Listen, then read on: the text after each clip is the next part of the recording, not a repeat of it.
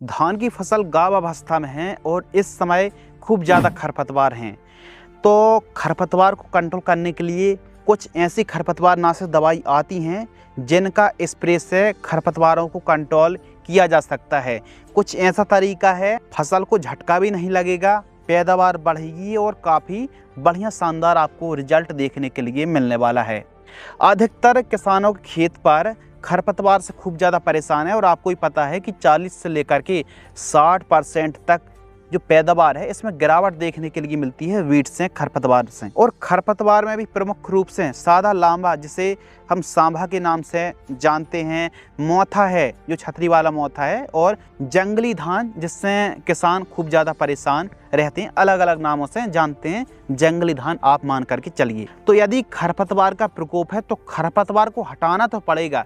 यदि हल्का फुल्का है तो काम चल जाएगा, लेकिन जिन किसानों ने रोपा विधि से धान को लगाया और धान की फसल पर बरसात बहुत ज़्यादा, मतलब मेजर आप मान सकते हैं, यदि बरसात अच्छी हुई तो धान की फसल बढ़िया है, और यदि बरसात कम हुई रोपा के बाद तो फिर लागत बढ़ जाती है।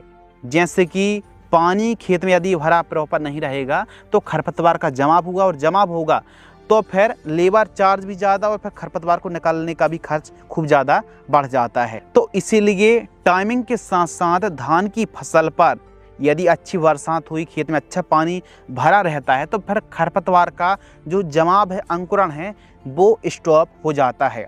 तो इसको कंट्रोल कैसे करें, क्या उपाय है, पैदावार को कैसे बढ़ा सकते हैं, और हमारी जो धान है इतनी ज़बरदस्त बढ़िया फुटाव वाली कैसे, आइए जानते हैं।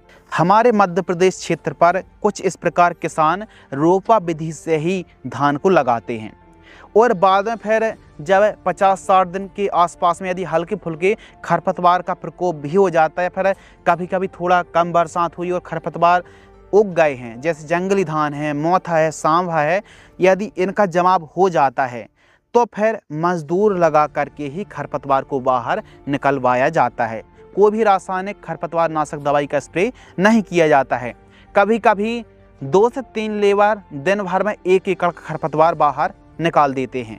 तो कभी कभी खरपतवार का प्रकोप ज़्यादा होता है, बरसात कम हुई, खरपतवार का प्रकोप यदि ज़्यादा हुआ तो फिर ये मान लीजिए कि 1 एकड़ का खर्च मजदूरी का लगभग 1500 से 2500 रुपये के बीच में प्रति एकड़ का खर्च भी 1 एकड़ की दर से आ जाता है खरपतवार निकालने का जो चार्ज है। लेकिन इससे फ़ायदा क्या होता है, देखो, यदि हम कोई भी खरपतवार नाशक दवाई का स्प्रे करेंगे तो 1500-1600 रुपये के आसपास का प्रति एकड़ खर्च आने वाला है, जबकि मजदूरों से यदि हम खरपतवार को बाहर निकालते हैं तो फिर 2500 रुपये तक 2000 रुपये के आसपास का खर्च जाने वाला है, यानी थोड़ा चार्ज ज़्यादा लगेगा। लेकिन इसके फ़ायदा भी हैं, और सबसे बड़ा जो फ़ायदा है कि इतनी जो अच्छी फसल बढ़िया फुटाव वाली, एक तो बढ़िया तरीके से खेत की तैयारी करी है, और उसके बाद बढ़िया डिस्टेंस पर 6 से 7 इंच की दूरी पर हमने प्लांटेशन किए हैं। खरपतवार नाशक स्प्रे करने से फसल को झटका आता है, सबसे मेन जो पॉइंट है, जिससे झटका आने से हम भिन्न भिन्न प्रकार की उर्वरक खादों का इस्तेमाल करना पड़ता है, जिसके बाद भी पीलापन जाता नहीं है और फसल की उतनी अच्छी ग्रोथ नहीं हो पाती है। तो देखिए, इस प्रकार मजदूरों से खरपतवार बाहर करने से कोई भी खरपतवार नाशक दवाई स्प्रे नहीं करी, जिससे फसल को कोई भी झटका नहीं आया, फसल की ग्रोथ बढ़िया रही, फुटाव बहुत अच्छी रही और हरापन, ग्रीननेस ही बहुत ज़्यादा बढ़िया रही। और यदि हम खरपतवार नाशक स्प्रे करते तो 4 से 5 कुंटल, कम से कम 5 से 7 कुंटल आप मान करके चलिए कि पैदावार में गिरावट देखने के लिए मिलती, जबकि इतनी ज़बरदस्त, इतनी अच्छी फसल भी आपको देखने के लिए नहीं मिल पाती। तो यह जो तरीका है बहुत ही उत्तम, बहुत ही बेस्ट तरीका है।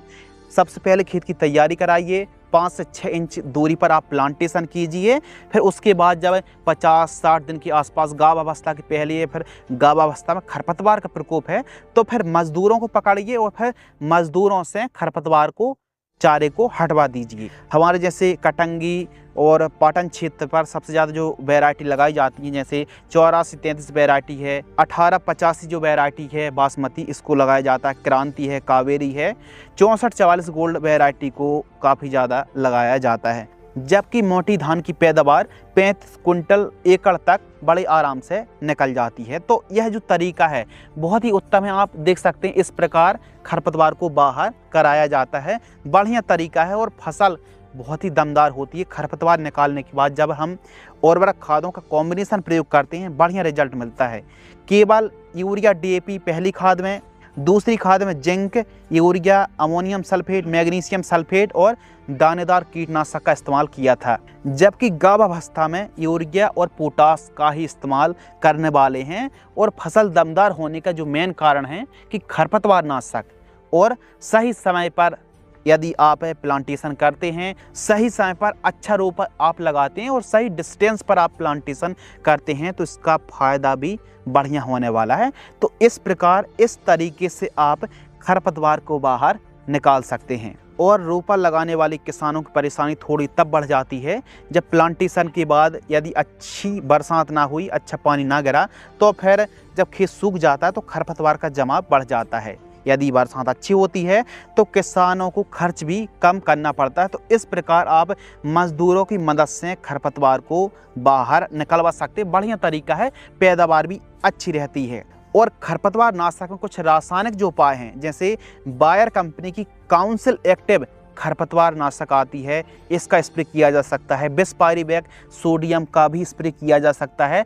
लेकिन इस समय खरपतवार हो गए हैं बड़े और आसानी से कंट्रोल नहीं होंगे, तो हम आपको बिल्कुल भी सजेस्ट नहीं करेंगे। यदि आपने इन साल्टों को स्प्रे तो किया जा सकता है, यदि आपने इन साल्टों को भी स्प्रे कर दिया तो फसल को इस समय इस अवस्था में खरपतवार नाशक स्प्रे करने से बुरी तरह आपकी फसल प्रभावित हो सकती है।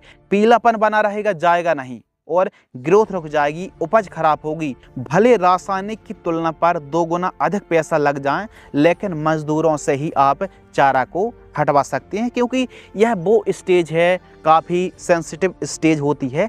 इस समय आपने एंड वेंड दवाई, एंड वेंड खरपतवार नाशक का स्प्रे किया तो आपकी फसल प्रभावित होगी, पीलापन की समस्या रहेगी और ग्रोथ एकदम दब जाएगी, रुक जाएगी। तो इसीलिए इस स्टेज पर आप खरपतवार नाशक को अवॉइड कर सकते हैं। तो यदि आपकी धान की फसल गाभावस्था में है और खरपतवार हैं तो खरपतवार को कंट्रोल करने का यह तरीका बेस्ट है। आपकी क्या राय है, कमेंट्स कर सकते हैं। धन्यवाद।